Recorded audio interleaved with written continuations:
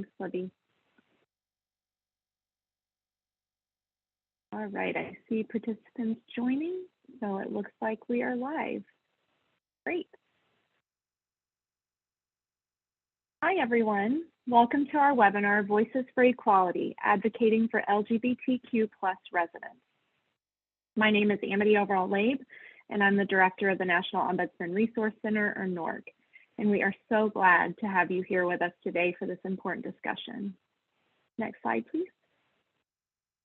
Before we get into introductions and the presentations, I'd like to review some housekeeping notes. Please drop your questions for speakers in the Q&A at any time during the presentation, and we'll do our best to get to all of them after the presentation. Use the chat feature to comment or respond to questions from speakers or other attendees. Once the webinar closes out, please complete the evaluation. Your input really matters to us. And as you may have already noticed as you were joining, we are recording this webinar. We will post the webinar and all the materials on our website and email our entire network once they are available. Most of the resources we discussed today will include links directly in the slides. If not, we'll also put a link in the chat just to make sure you have it. So, next slide, please. Thank you. I have had the great pleasure of working with and learning from both of our speakers today. We are very grateful that Dan and Cheryl are spending their time and expertise with us today. Dan Stewart is the Associate Director of the Aging Equality Project at the Human Rights Campaign Foundation. Dan serves as the HRCF for the Long-Term Care Quality Index. He received his Bachelor of Arts in Psychology from St. Louis University and his Master of Science in Gerontology from the University of Missouri, St. Louis. He uses his experiences as a gerontologist, his former work as a researcher, and his years as a dedicated advocate to work towards equality for LGBTQ+ people across the age spectrum. Cheryl Wayland is the Director of Special Initiatives at SAGE, directing the National Resource Center on LGBTQ+ Aging, the NRC, supporting other initiatives such as the SAGE HRC Foundation Long-Term Care Equality Index, which you'll hear about today, SAGE Care Training and Credentialing Program, and the Diverse Elders Coalition. Cheryl has been working with SAGE at the local and national level since 2008 and has over 25 years of professional experience in the fields of education, disability, aging, and LGBTQ+ advocacy. So as you can see, we have some fantastic experts with us today, and I look forward to your presentation. So now we can turn it over to Dan. Thank you. Thank you all for having us here today.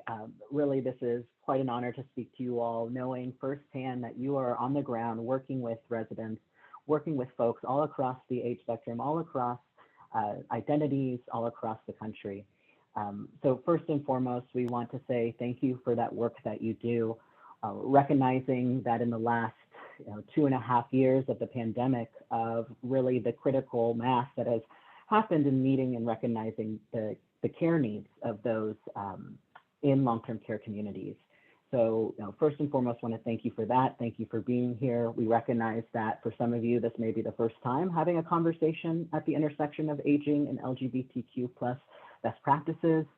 Again, we'd like to really open this as a conversation as we continue on, in sharing information after the fact. I'd like to introduce and bring on Cheryl to get us started. Thank you so much, Dan, and thank you, Amity, for the introduction today. As Dan stated, we're just really excited to be a part of this work. And if we can go ahead and go to the next slide. So I wanted to start today by just sharing a little bit about the Long-Term Care Quality Index and the joint work with SAGE and the Human Rights Campaign Foundation. The Long-Term Care Quality Index, or LEI, is a joint project of SAGE and the Human Rights Campaign Foundation, and it's designed to promote equitable and inclusive care for LGBTQ+ older adults in senior housing. And LGBTQ+ stands for lesbian, gay, bisexual, transgender, queer, or questioning older adults. SAGE is the world's largest and oldest organization dedicated to improving the lives of LGBTQ plus older adults.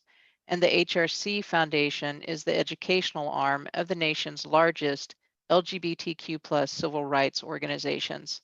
So again, it's just really an honor for us to be here and share this time with you today, as we really value the work that ombudsmen do across the country in support of all older adults residing in long-term care communities. Next slide.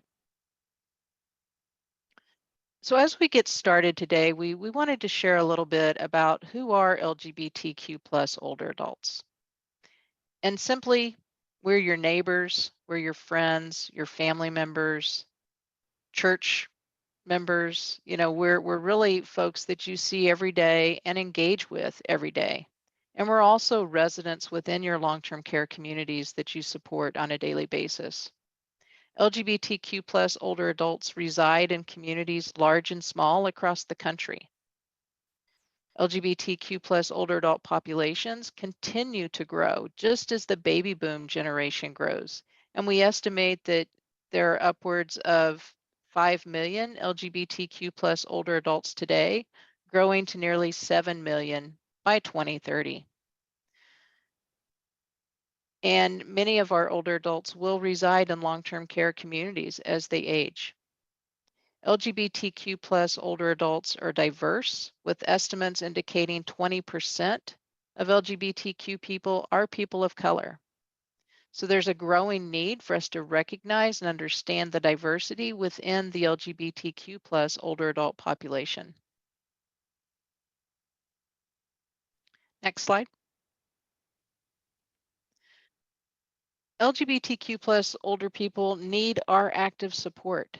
Unlike their non-LGBTQ plus peers, LGBTQ plus elders are less likely to be partnered and less likely to have children. These natural caregiving supports are often relied upon by older adults as they age. Yet for LGBTQ plus older adults, they may rely on families of choice or close friends versus their children or other family members. Despite having this need for additional support, LGBTQ plus elders are less likely to access care. Accessing care becomes more and more critical as LGBTQ plus elders are more likely to develop chronic illness and disease. We've oftentimes seen that for LGBTQ plus older adults, they'll actually avoid, seeking out preventative services and may delay seeking support from a long-term care community until it's too late.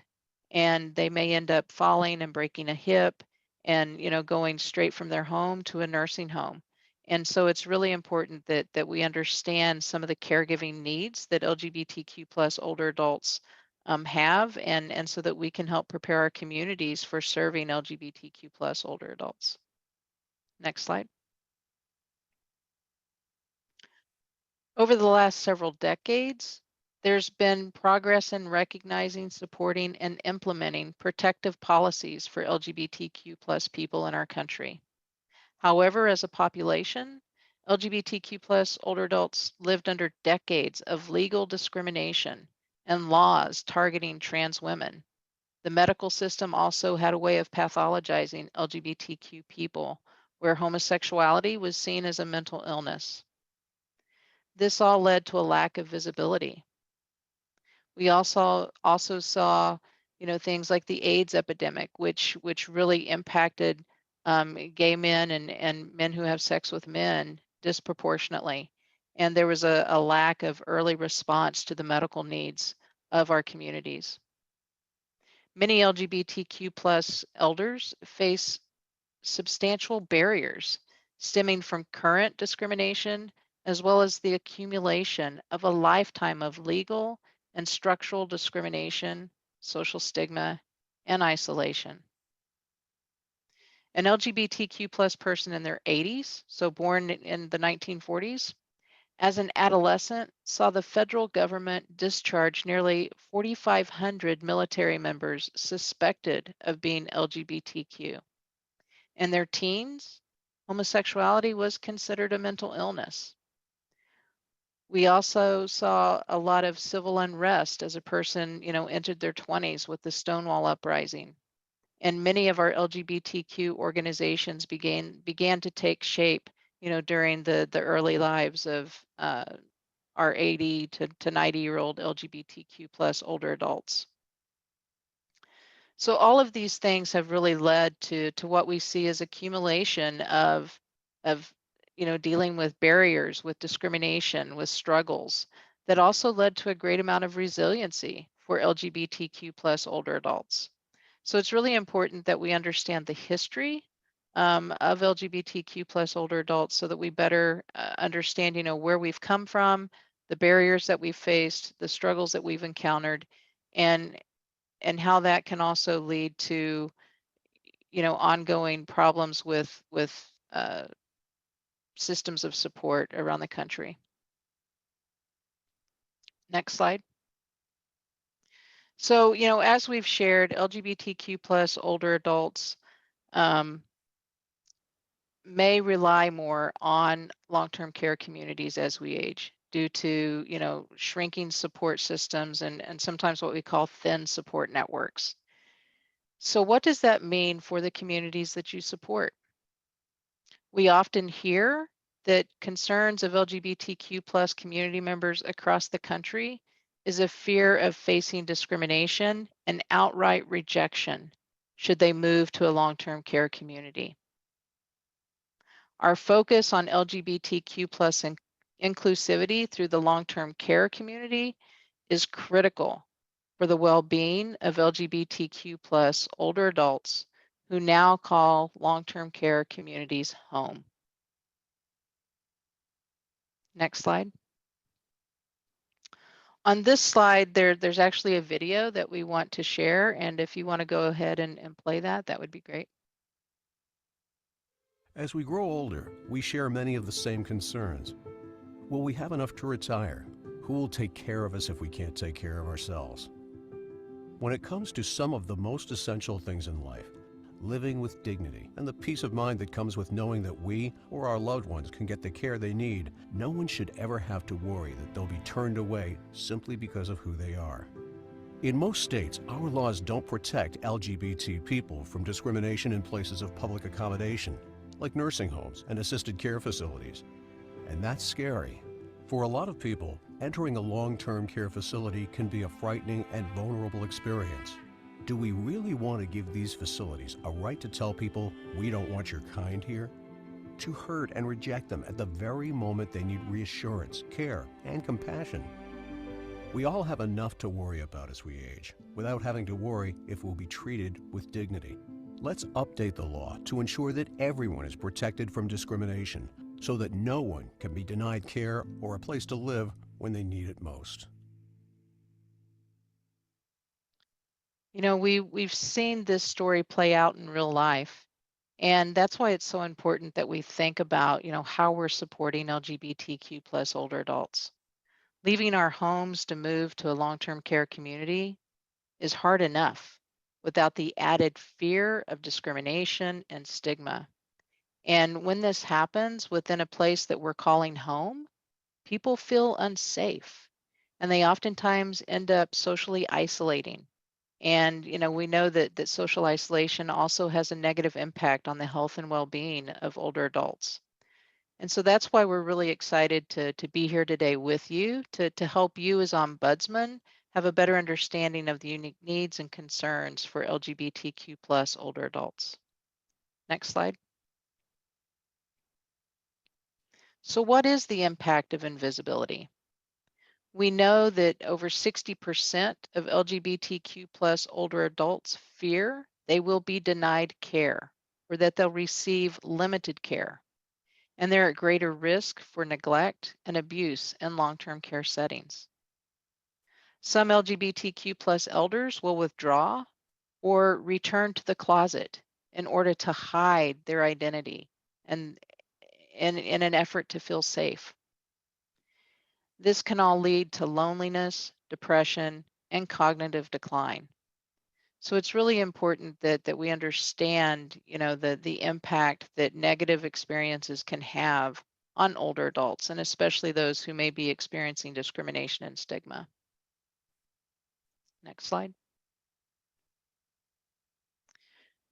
When we think about moving into a long-term care community, we oftentimes see a family moving in their loved one, and they'll start to decorate the room. The following slides are going to walk us through the move-in process and what it might be like for an LGBTQ plus older adult who's experiencing stigma or discrimination, and how that can lead to even greater invisibility of our LGBTQ neighbors in long-term care. So as you'll see, this is the room for Dave. And Dave is a new neighbor that's moved into the long-term care community. And Dave brought many of his things with him so that he could, start to really feel like he was at home and to call his new room home. You can see a picture of Dave and his partner Ronald at a gay pride parade. There's a rainbow pennant, a common symbol for the LGBTQ plus community. There's a cover from Time magazine with Laverne Cox, who's known as a famous transgender activist and actress, and several books with titles like Gay New York. These are objects that are very important to Dave. Now imagine what Dave would need to hide if he was scared or fearful in his long-term care community because he openly identifies as gay. Next slide. First, we might see that Dave would remove any photographs of him and his lifelong partner and his friends or family. Can you imagine living in your home if you didn't have pictures of your loved ones on the wall? And then on the next slide, you'll see that Dave started to remove artwork or posters that reflect the LGBTQ community. Next slide. He continues to remove things from his room, like movies and magazines and other media that may out him or associate him with the LGBTQ plus community. And finally, we see that, what was once a lively and home-like room is now really kind of stale and unwelcoming. This is what Dave went through in order to feel safe in a place that he's now calling home. And these negative experiences that Dave has faced has caused him to really retreat and to no longer feel like he can live his authentic self. And during these times in our lives, the challenges are hard enough without feeling like you're not being supported for who you are. And so it's really important that we continue to provide spaces where people feel safe, welcomed, and able to live their full authentic selves. And that's why we are, working with long-term care communities across the country as we introduce the Long-Term Care Equality Index. And I'm now going to turn it over to Dan, who's going to continue to share with you about the Long-Term Care Equality Index. Thank you, Cheryl. Cheryl spent the last several moments speaking and recognizing really the difficulties that this population has undergone. While we've seen a lot of positives when it comes to LGBTQ plus inclusivity, really often this is a population that's seen as an invisible of an already invisible population. There's an estimated about 5% of residents identify as LGBTQ plus. However, often many remain in the closet. So what can we do to ensure that we have inclusive practices where individuals who can be at their most vulnerable state feel comfortable sharing what's going on, sharing of themselves, and really finding an advocate within your relationship. Next slide, please. When we talk about inclusivity, it's more than pronouns, it's more than policy. It really is a collection and integration within a culture. And this is a culture that we can build within ourselves and hopefully build within an organization. That being said, every location is different, every individual is unique. And so how we can show up is often best directed by those that we are working with directly. Next slide. One thing that I've always loved and appreciated about working in the aging field is really this true recognition and often countercultural recognition of the value of our elders, of listening, of being present, and learning. This is the same when it comes to advocacy and being present to those around us. Unconditional listening, regardless of our sexual orientation, regardless of our gender identity, is so critical. And often the reality is that this is a population, like many other historically marginalized populations, who has not had their voice heard or felt safe to share their voice. So let's go to the next slide to determine what are ways in which we can create that environment. So these tips that we'll talk about and best practices that we'll talk about today are really applicable to so many elders, regardless of their identity, because ultimately what they're based in is respect and dignity. That person-centered and person-directed care that we're all dedicated to as we show up for residents, as we show up as advocates, and as we show up as carriers of people's recognition and respect. So first and foremost is making sure we know who we're talking to. Asking what name do you go by and pronouns. And this is, again, an example that can be useful for any individual. On your census sheet, you may see Margaret, but Margaret likes to go by Peggy. My name is Daniel, but if you want to be my friend, I go by Dan. These are opportunities, again, to build relationships, not just come in and gather information, but rather be there to clarify, to listen, to be present to. Often with LGBTQ+ individuals, and as the global conversation continues, being asked questions isn't necessarily out of the norm.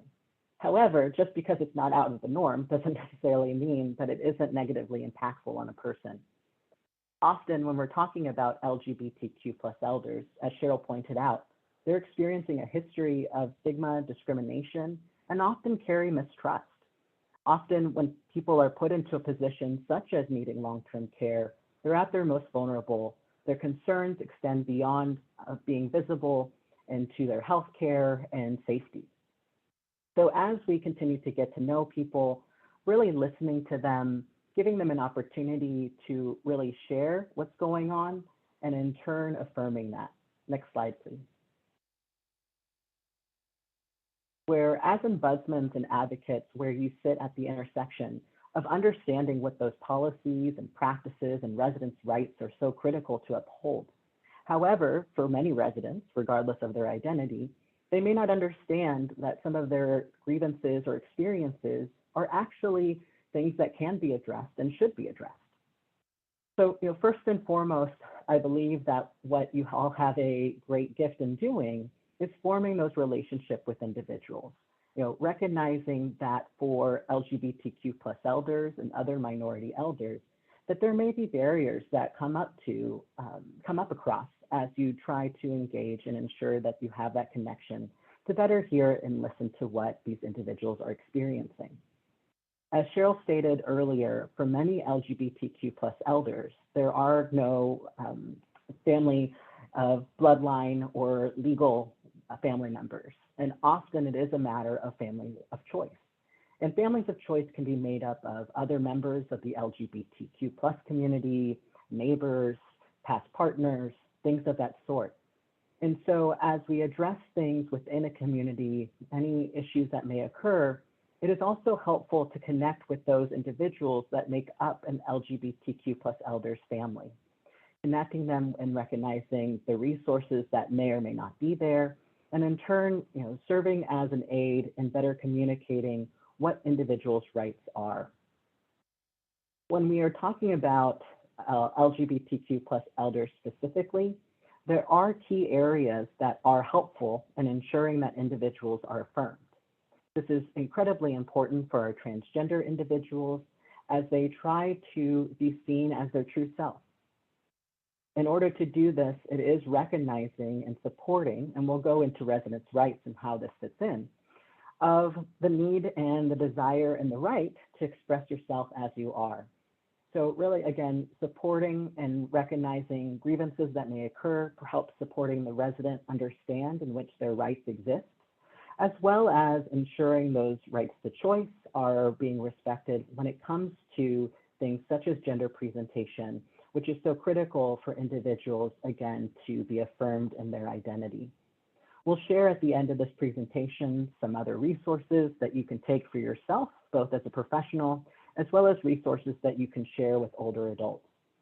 I think one thing that is critical and that we're starting to see as well is while we talk about LGBTQ plus elders, the reality is that many of the residents that we are seeing today have LGBTQ plus family members and visitors.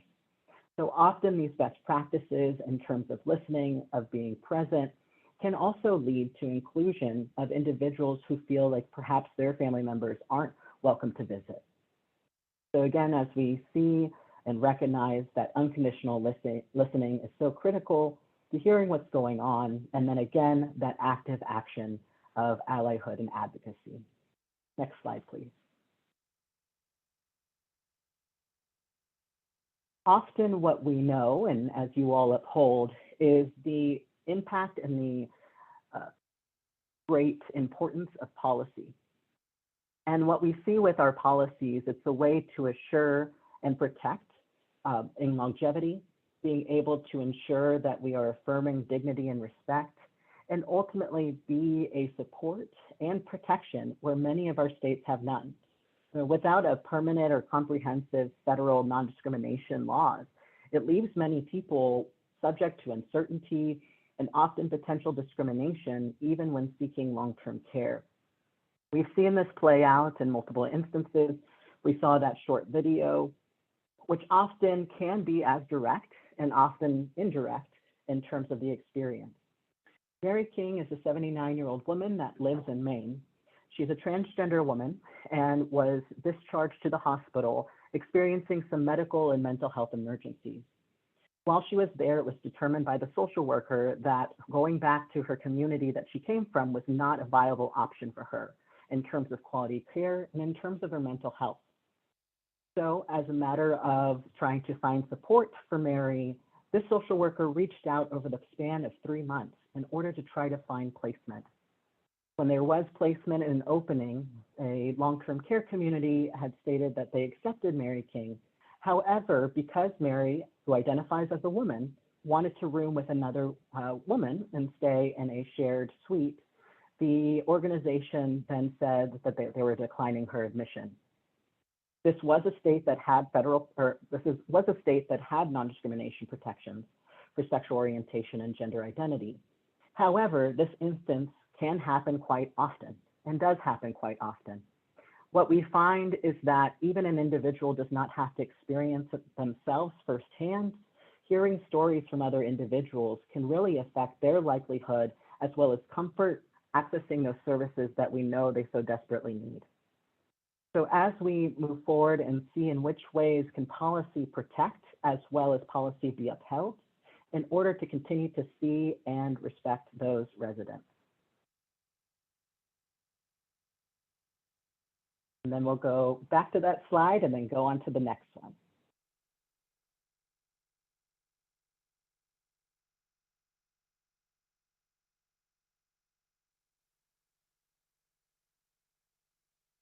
Thank you. We apologize for the technical issue. Getting there. No worries. We got to make sure that everyone is standing to attention, correct? I'm okay with that. So first and foremost, I believe, at the heart of what we know, what is to be upheld, are residents' rights. I had the pleasure of working at VOICE, formerly known as the Missouri Long-Term Care Ombudsman Program. A shout out to my fellow VOICE folks of Missouri. And really what we have here are the critical components that ultimately state and validate this respect and dignity that we speak of. Now, for LGBTQ plus elders, there are no specific implications in terms of residents' rights. It just may look a little different than what we're used to in terms of what are the concerns, what are the needs. I'd like to point you, and once you get these slides, there is a great resource done by Consumer Voice as well as SAGE on LGBTQ plus Know Your Rights Guide. This takes upon the residents' rights and puts it in the context of the LGBTQ plus community. This is a great opportunity to familiarize yourself with in what ways could this be showing up for residents. Again, as part of advocates, it is on us to better educate ourselves. It is on us to understand perhaps why individuals don't feel comfortable coming out, or perhaps instances where they may not think that there are rights being validated. For example, resident right to participate in activities. How can this play out with an LGBTQ plus person? Perhaps there's a transgender man who wants to go on a men's day outing. Now, this individual who identifies as male may not have documents that align with that quite yet. I think it's important to note that in many states, or in all states, there is quite a cost associated with legally changing your name and gender. This is often out of reach for some of our residents that you may come across. So this individual who identifies as male, who presents as male, but perhaps has an F by their name and their documents, still has the right to attend those activities. When it comes to visitors, ensuring that people's visitors are feeling comfortable to come and visit them regardless of their own identities, regardless of whether they are a member of the community or not. Moving on into the new CMS Phase 3 guidelines. While CMS guidelines have been being phased in for a number of years, of course, the COVID-19 pandemic extended some of the revisions of the Phase 2 guidelines and then the integration of the Phase 3 guidelines shortly going to effect. You know, within those guidelines are a number of new initiatives, and again, I highly recommend a guide that is on the front page of Consumers Voice website regarding the summary of these updates. But within these areas, there are key components that do overlap with really our intention here, which is ensuring that all residents are seen, respected, are free of harm, and are being treated equally. You know, unfortunately, when it comes to discrimination, whether there's a policy there or not, it can happen. However, with having policy and following and recognizing these regulations of sorts, being able to support people in a way that, again, affirms their experience, as well as has this action and steps of recourse for that particular individual. One new component in this regulation guide is the component of psychological harm and the context related to an individual really thinking about it as a reasonable person who be experiencing examples of neglect and abuse, ultimately is doing so within a matter of their home, where they are to be most comfortable, where they are to have their needs met. And if it is happening, whether intentionally or not, there's still a need and a responsibility to ensure that individuals are out of harm's way and in turn are being protected overall. I'd like to touch also on this culturally competent care. I think as we continue to see our aging population grow and diversify, we recognize and see the need to better build our own awareness about different populations, to be able to be present to what those needs are. CMS is going to require that residents have that there are resident-specific approaches that are developed and included in a residence care plan. This is something that would be appropriate for LGBTQ plus residents. As we talked about earlier today and discussed the historical context and some of the things that individuals are dealing with, there are best practices and culturally responsive ways that we can be present. Again, as advocates in the field for all older adults, for all residents, it is also recognizing that while we are here to support all residents, all of those residents are different. And in which ways can we better affirm, recognize, and be aware of how we can implement that culturally competent care, whether we are on the advocacy side, whether we're on the provider side. There'll be more guidance as this comes out, but ultimately we are seeing movement within the aging field in terms of perhaps we'll hear DEI, diversity, equity, inclusion, but in conversations with those that are residents and those in the field, really what we're doing here is developing the B to a DEI B, which is belongingness. It's really a matter of belonging, of being seen, And one way that we can do that is ensure that others are doing that, and sometimes that needs to be done through policy and protection. Next slide. Some states have actually taken steps to formalize what this looks like for LGBTQ plus individuals. Currently we live in a country where only about 20 states have protections for sexual orientation and gender identity when it comes to public services, loans, accessing public accommodations. So what that means is that as an LGBTQ plus person, you can be legally denied admission to a community. Or if you go and move into a community, you could be discharged for your identity, which is within legality in terms of that sense. Of course, there are guidelines there that fights against discharges, and I know many of you know that journey as well. So what we're seeing appear and pop up over the last several years, the first in 2017, are LGBTQ plus resident Bill of Rights. So these are actual Bill of Rights that are being developed for long-term care that specify that individuals are protected regardless of their actual or perceived sexual orientation, gender identity, as well as HIV status. Now, it's important to note that sexual orientation and gender identity, we all have. The majority of us just may never have to really think about it, but the context is having those keywords in there are critical to ensuring that LGBTQ plus elders are receiving that equitable discrimination protection. One key element that we are seeing that, as we know, and why many of you are here today, is the need for education.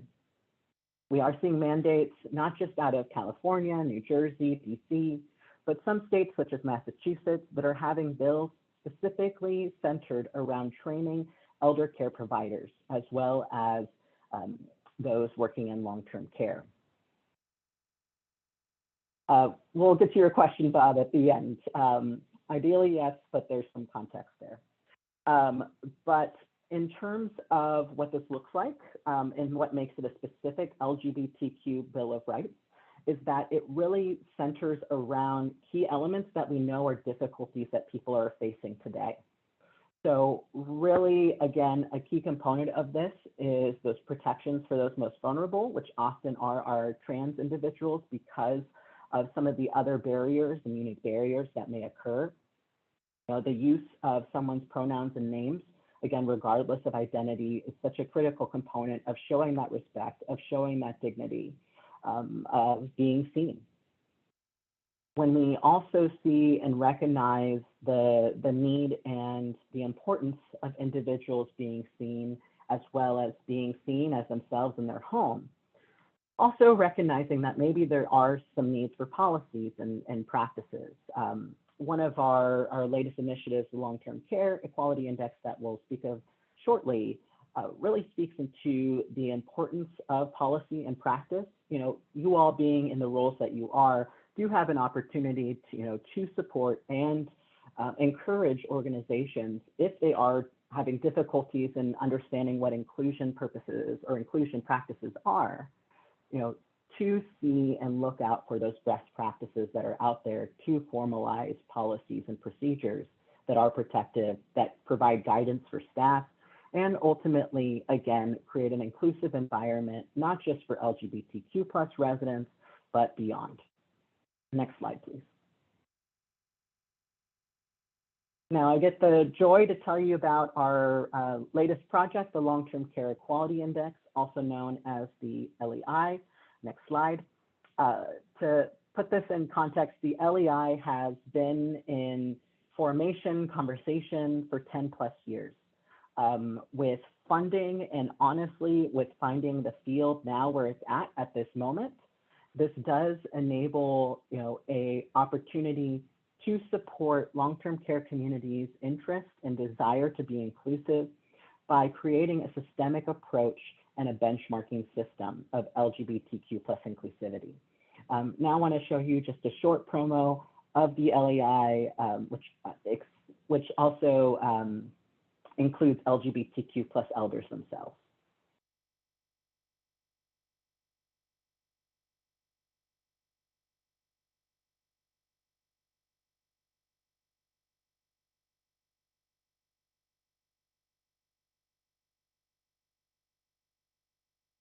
Can you hear the video?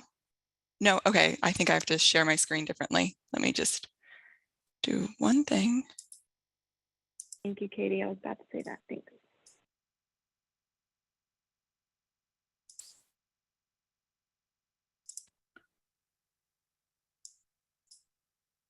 Okay. If you don't think you have lesbian, gay, bisexual, and transgender people in your long-term care community, think again.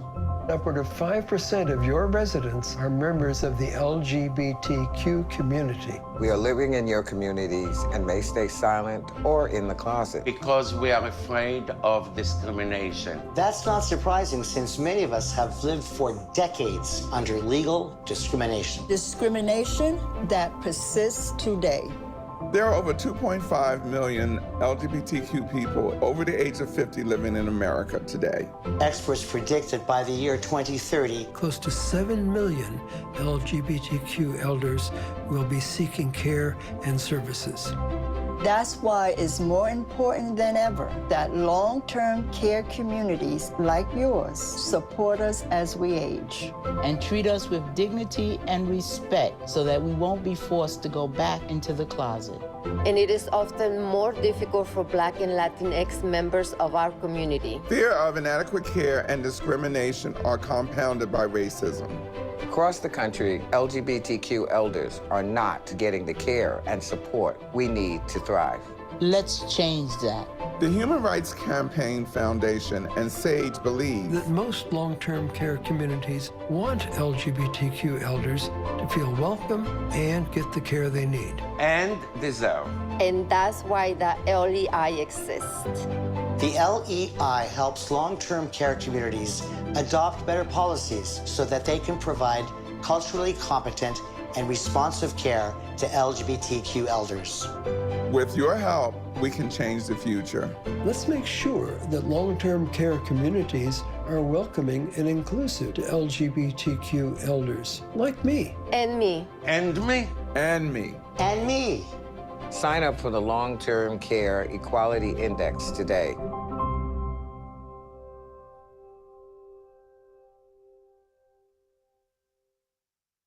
Next slide, please. I have seen that video hundreds and hundreds of times. I'm sure as I go on YouTube and I see the numbers go up, it's probably just all me. But I really find it a really compelling story of what we're talking about here. Because ultimately what we're talking about here is someone being able to age, and if they're receiving care, only have to be worrying about the care, their own comfort, their own growth, without having to be concerned for their own safety. As I stated earlier, really what we have seen is an openness more so. I've been doing this for about, in the aging field for about 10 years now, and Cheryl, can speak to this as well, where now we are seeing a point of momentum where there's recognition of LGBTQ plus elders existing. And now in starting to see elders in communities recognizing that perhaps organizations aren't as prepared as they'd like to be. So what we've been able to do in replicating a healthcare equality index that we have with hospitals is create a benchmarking system for senior housing providers, specifically looking on LGBTQ plus inclusivity within their community. We do this through assessment, through assisting them in determining what policies they have, what changes need to be made, and eventually adopting that into practice. We're excited to announce that we will be releasing our first LEI survey that will be opening up in a few weeks. Next slide, please. Because of capacity and also recognizing where individuals may be most vulnerable, we really have focused in on senior living. Here, recognizing that there's, of course, a continuum of care, we encourage individuals that represent skilled nursing, assisted living, independent living, active adult communities, life plan communities, affordable senior housing, freestanding hospice facilities, those that provide residential care to older adults to participate. Really, individuals, what we've seen in the field want to do more, know that there needs to be more, not just for their residents, but also their staff. And so we are here to support this particular group of professionals and organizations. And we've been able to do that and inform that through a National Advisory Council, which Emily is a part of, as well. You know, it's a group of individuals that represent a variety of aging-focused organizations, long-term care providers, LGBTQ+ elders themselves, and really seeing in which ways can we support this sector of housing to best support their LGBTQ residents and staff members. Next slide, please. What we see as a benefit is not only helping individuals provide a welcoming environment, because often we find people do that. You know, they say everyone is welcome in their community, but perhaps they just don't have the policies and practices that align with that.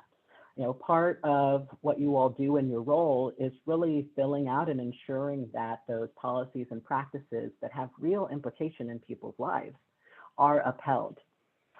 As you know, over the years and speaking with elders and LGBTQ elders specifically, often there's such a great concern that if they need to find inclusive care, they'll have to move.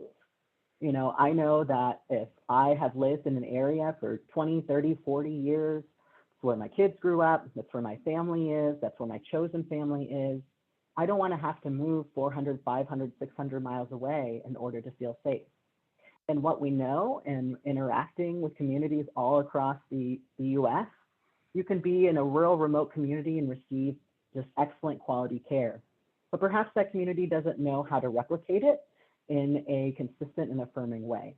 So being able to assess and support the adoption of those best practices, you know, to ensure that these communities are reaching out to the LGBTQ+ folk population, not just again as residents, but also as potential staff members as well.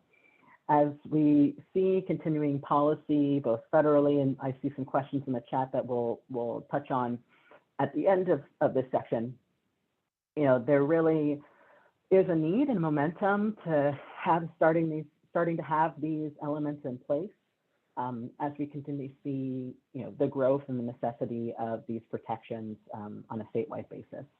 Next slide, please. So what does the LEI actually encapsulate? So it is, again, a benchmarking system that's based on 4 criteria. And these 4 core objectives, you know, ensure that one, that we are ensuring that there are foundational non-discrimination protections for residents, staff, volunteers, and that there's training being involved and shared with staff members. The second is that we want to help communities demonstrate their progress towards inclusion of LGBTQ+ resident care, services, and support. This includes elements such as abuse and neglect policies, inclusive sexual behavior policies, grooming policies, things that integrate and impact the everyday life of a resident in a community. Number 3, we shift focus to employees to foster an inclusive workplace by providing LGBTQ+ inclusive employee policies and support. This looks like protections as well as benefits for domestic partners, seeing if there's availability of a trans-inclusive healthcare plan. What we see is if individuals feel comfortable as themselves as LGBTQ residents will also feel comfortable, ideally, hopefully, you know, to be present as themselves as they see themselves reflected in the staff members. I think a really telling quote is from an individual that I met who has worked in the senior housing sector for 15+ years. And part of what drew him, you know, to this work and participating in the LEI is that as a gay man, he genuinely felt that he could not move into the community that he worked at because of his identity. And it doesn't necessarily have to be malicious or upsetting or things of that, but if you're not seen or feel like you're not recognized, what needs then are not being met? Or, you know, if I'm going to be in my home, I want to be respected and also be prepared to receive quality and competent care. And then lastly, the need to demonstrate engagement with a public commitment to the LGBTQ+ community. We can go quickly to the next slide.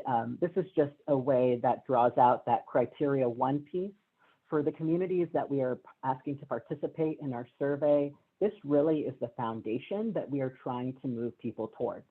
And unlike hospital systems that have guidance under the Affordable Care Act of 1557, that does not necessarily apply to this arena. So there aren't necessarily anything federally stating that communities have to have these sorts of protections. But what we find in industries, in the healthcare field, and corporations, at the Human Rights Campaign Foundation, we also work with child welfare services, historically Black colleges and universities. Your foundational policies are going to look similar because, again, there are only 20 states that currently have protections based on sexual orientation and gender identity. So your community that you are working with may be one of the few in the area. Now, this is going to be kind of critical information to be aware of and look as you help and guide other individuals. Perhaps you're doing referral services and how to find inclusive care. Next slide, please.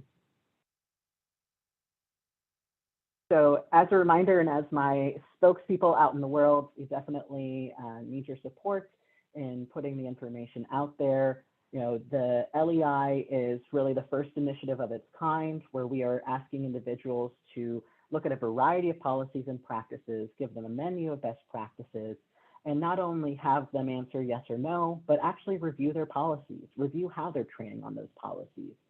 It really is a matter of finding and supporting people to take those first steps.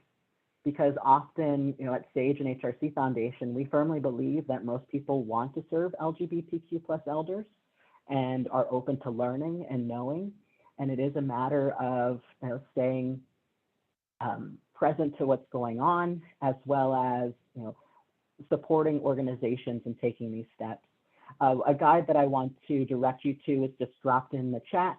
This is a resource guide that we've provided for senior housing professionals. However, that being said, if there are any questions around policies or practices, we go question by question of the survey, go into the importance of it, give sample languages, as well as examples from the field. This is a fairly new movement. To put it in context in how we anticipate growth, our healthcare quality index with the hospital systems was released 15 years ago and had under 100 hospitals participating in the first round. As of our 2022 season, we had over 1,900 hospitals participating with most major hospital systems. So again, we are new to this in the aging field sector. We're building a momentum both with SAGE and HRC Foundation, which is really Cheryl, myself, and my colleague Tari. But again, you can do great things with small groups and of course with many advocates like yourselves on the ground, ensuring that we are recognizing and affirming those that we work with. Next slide, please.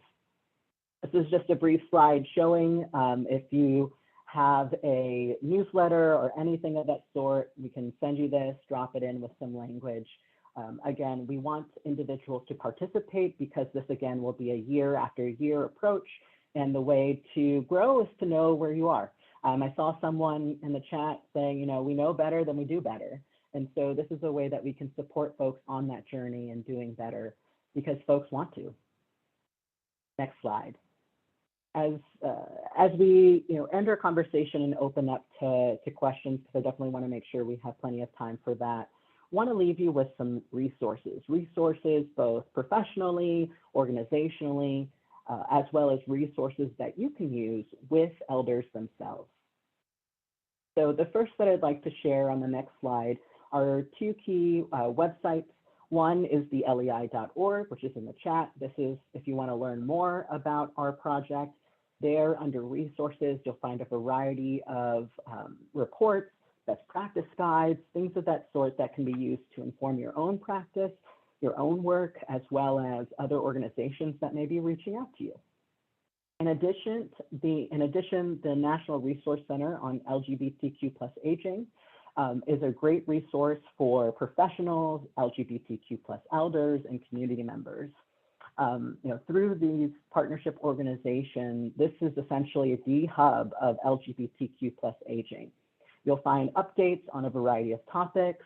Let's say you are working with an individual and having difficulty related to healthcare access, or perhaps they are experiencing breast cancer. You can find forms and one-pagers on all those topics.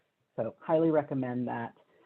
As we go to our next slide, it's just a small sampling of things that you may find. One in particular, we like to continue to push this out. We have it both in English and in Spanish, is a guide for LGBTQ+ elders, those that support them, on how to find inclusive housing. And what that looks like in a variety of contexts. You know, when we're looking at inclusion, we're looking at that culture, we're looking at that policy, we're looking at those programming. And so how do you ask about those if you're on a tour, if you're giving a phone call, in order, again, to best support yourselves? As representatives of LGBTQ+ organizations, often we are educating our own community members to look for things like inclusive policies, to look for that non-discrimination policy on the website, look for a cultural diversity commitment statement. As LGBTQ+ people, often we're looking for markers that's going to say that we're okay, that we're safe. And really these small steps have such incredible impact. This is a way, again, to give a tool out to the community based on what we're trying to support long-term care communities to adopt. Next slide. So as you may find yourself supporting organizations, individuals, social workers, and trying to find placement and trying to find inclusive services and support, really, again, critical to become until we see a critical mass of organizations being proudly LGBTQ+ inclusive, is having to do a little investigation, to do some online searching, to give a phone call, to ask these questions. And part of the emphasis of the LEI is educating the providers on what's inclusive, but also educating the community members at large of what expectations should be. What are best practices? What are the things that you need as an individual moving into a community to be safe, to be protected?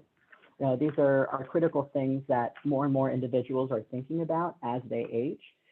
And as stated earlier, our community members are more likely to develop chronic illness and disease, and in turn could impact their need for care. And so because we're less likely, there is often a need for that extra step of support in order to help individuals not just find care, but find safe and comfortable care. Next slide. Here on the National Resource Center, for those who are maybe from a variety of aging-related services and support, we have the Purple Guide that's related to inclusive services, programming for older adults. This red guide here, I think, is a very important one with the Strengthening Your State and Local Aging Plan, inclusive questions. These, again, are built and developed for professionals and how to best ask questions, how to best communicate, how to best develop programming. And these are all collaborative resources that have been made in partnership with other aging service agencies, as well as national aging organizations. Before we hop on to questions, just want to round out on the next slide with some resources that you could give LGBTQ+ elders today. SAGE has a number of programs. I think two of the critical ones, really, again, recognizing the incredible impact of isolation, is a SAGE Connect program, which is a friendly caller program. Individuals can call to receive a phone call, make a phone call, and again, offering an opportunity for that community connection. And lastly, our LGBTQ+ senior SAGE hotline, 877-360-LGBT. This is a 24/7 phone line available to call to, again, receive resources, but also to receive support. Often folks may be isolated, and though they may be engaged with the greater community, they can still be isolated and having to hide who they are, who they love, and really being unable to show up as themselves. Next slide. So as we continue to round out our conversation and switch over to questions, I again want to thank you for your support and really being present. As advocates, as allies, action is so incredibly important because your actions do speak louder than words. And those actions need to happen for a community that has historically not seen any or heard any. We very much are aware that we live in an ageist world. So add into that, the impact of invisibility of having a vulnerable identity. So definitely want to switch over to questions because I know we have quite a bit, but we got about 15 minutes left. And again, feel free to reach out to us. So where shall we start? Thanks, Dan. Thank you. All right. So hi, everyone. Again, this is Amity. Thank you so much, Dan and Cheryl. That was fantastic. And thank you all for putting in some excellent questions. Before we get to questions, I want to share that we are documenting the questions. So any of them that we can't get to, we will do our best to work with Cheryl and Dan and respond in writing after the webinar. So rest assured, we will do our best to get to all of them. And I have a question to start us off and wanted to mention, I'm so glad that you shared those resources, especially the ones from the Resource Center about inclusive questions, how to create a welcoming, an inclusive program and provide those services. I think those are all excellent starting points for those just wondering, how do we get this conversation started? So thank you very much. I know that everyone's maybe at different places. So speaking of, the first question I'd like to start with is, as you mentioned, Dan, you truly believe that folks want to serve the LGBT community. They want to be supportive and often have the best intentions. And the same thing goes for those attending the webinar today and listening to the recording later. I know ombudsmen want to be person-centered and make sure that they are treating everyone with respect and dignity. But sometimes they may worry that they're going to make a mistake, use the wrong terminology or use the wrong pronoun. So how do we, if you manage a program or train volunteers, how do we support our staff or volunteers or even each other in ensuring that we're treating everyone how they want to be treated and with dignity and respect? Thank you. I think first and foremost is to talk about it. So, having this conversation here today, being able to hear people's comments and questions and help people feel heard and the concerns are really critical in that piece. And recognizing that it is a process and it is something to practice. Like, I am a transgender man and sometimes I misgender people. What do? We apologize, correct ourselves, and move on. Just because I'm trans doesn't mean that I'm perfect. Well, I'm perfect for a lot of reasons, but in this context, I think a key component here is when we're learning someone's name, if we're learning how to pronounce someone's name that we're not, used to, we may make mistakes along the way, but we recognize in those instances that it's important to get it right. And so it is a matter of, supporting one another in that process. It is a matter of practicing, practicing with one another, practicing when that person is not there, and helping those that may have difficulty in following that to better understand why you're doing it, right? Going back to what do we see and what do we uphold as conduct, right? Of what are we called to be in terms of being one to serve this population. And often it is someone to be present, and purposeful in their interactions. And part of doing that is being present to who that person is. And again, it is a journey, it is a practice, and one that does take time, but it also takes effort and a group effort, because it can be also very isolating if you're the only person, right, sharing your pronouns or being the one to outwardly, inform people of the correct pronouns or things of that sort. I want to volley it over to Cheryl as she comes off mute. Yeah, I was just going to share briefly that for those that are interested, SAGE does have a training on asking inclusive intake questions. And so that's a great way to also start these types of conversations within our organizations, is by providing that level of education and training that helps people to learn and better understand why it's important to really honor gender pronouns and names for folks. And I do want to, we have a question in the Q&A section speaking about comfort with pronouns.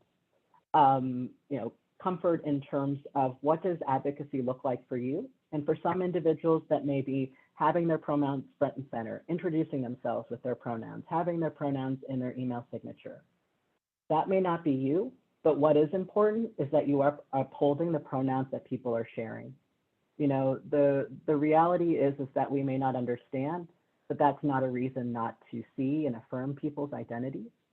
You know, and when we are asking pronouns, we're asking about someone's gender identity, you know, rather than their sexual orientation. You know, our gender identity is who we are, how we see ourselves. I identify as male. I have a male on all my documents, but if you were to meet me 10 years ago and I had not physically or medically transitioned, using he or him would be even that much more important for my own sake, but also my own safety.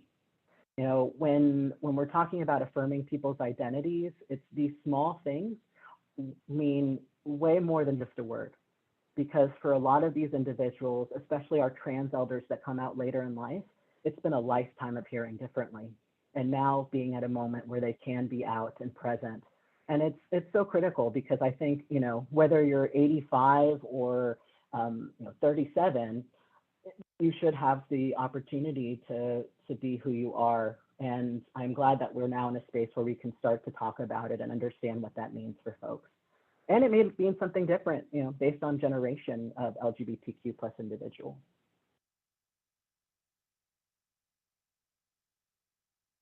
Thank you.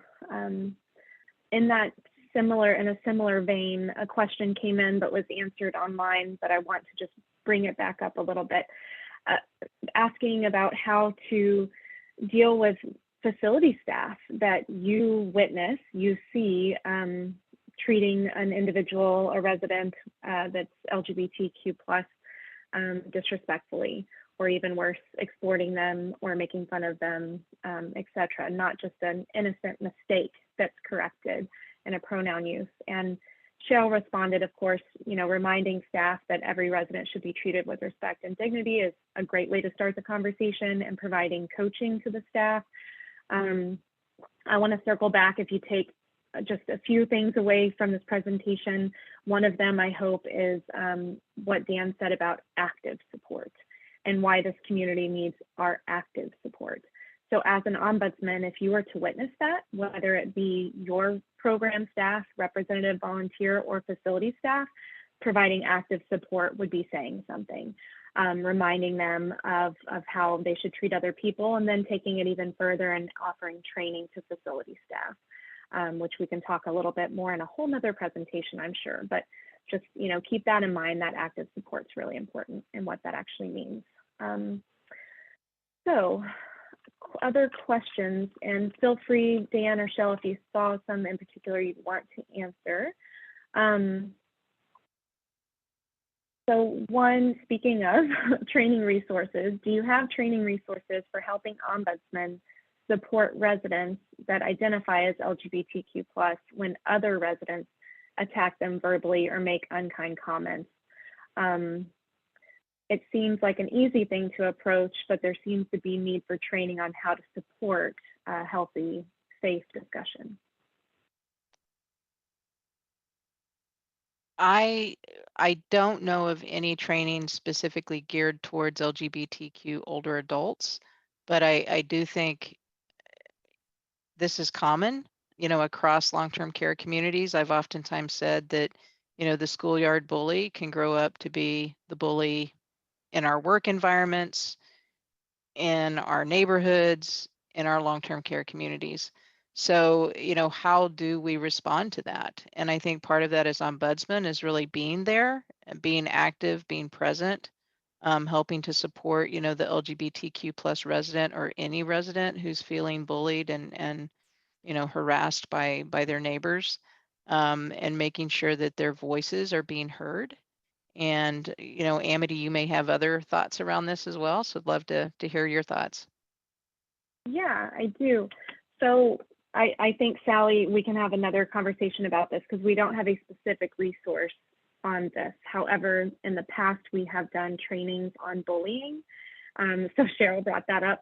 And so a lot of the communication and training from that could be applied here, of course. And then supporting the individual that was being attacked or made fun of actively, making sure they feel heard, connecting them with mental health supports within the facility or outside the facility if they want that.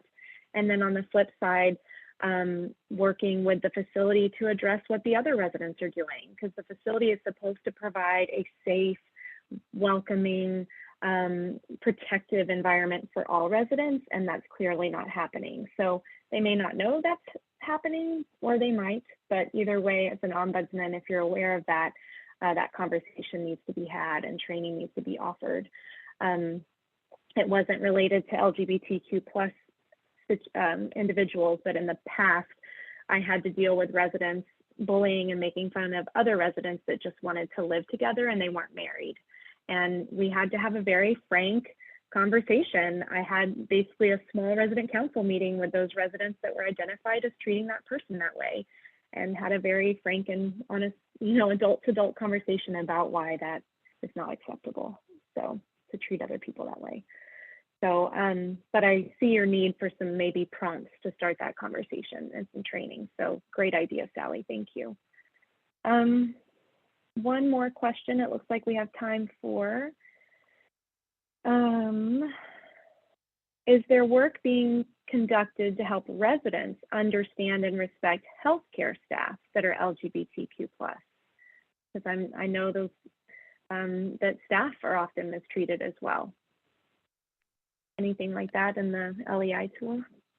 I don't know that we have that specifically in the LEI tool, but I'm just thinking out loud here that one avenue would be, for long-term care communities to maybe have a movie night that, explores a documentary on LGBTQ plus, lives, and relate that back to the fact that you have residents or that you have employees that are also LGBTQ and family members that are coming in that are LGBTQ. And again, we have, we have policies and procedures also around how we treat one another, as residents, as neighbors, and as employees. So going back to those, policies that also outline, how we treat one another within our homes and our neighborhoods and long-term care communities can be really critical. I think a big piece that comes from these conversations is recognizing these are a lot of common experiences that a lot of elders have. And putting that LGBTQ plus spin on it is better informing those practices, but ultimately it all comes down, to the same thing, which is, as Cheryl calls, the platinum rule, where we treat others as they want to be treated. And we are learning that, especially as we continue to push past institutionalization and true culture change, is creating a space where we're informed, we're there, and we're bring that humility to learn more of what those elders need. I think a way to continue the conversation, especially with elders who aren't LGBTQ+, in terms of employees, is also putting it in the context of their own families. Often we are seeing, residents have LGBTQ+ grandchildren. I'm going to drop in the chat a guide that came from SAGE and PFLAG on, supporting your LGBTQ+ grandchild. And these are ways to have a conversation, or if you are working directly with an elder themselves, as a way to better understand and really approach it from a way of, again, someone that you care for, someone that is your neighbor, someone that's your family member, because ultimately, a lot of the concern just comes from lack of knowledge.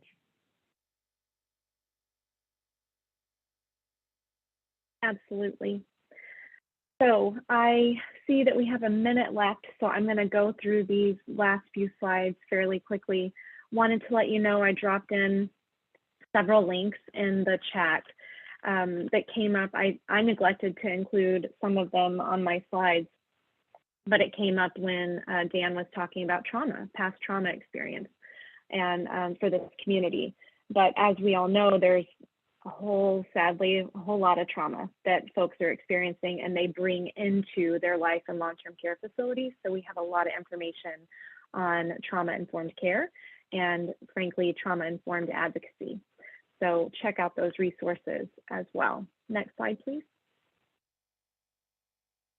This is the fact sheet that Dan mentioned. Thank you so much. There's a direct link to it there as well as in the chat.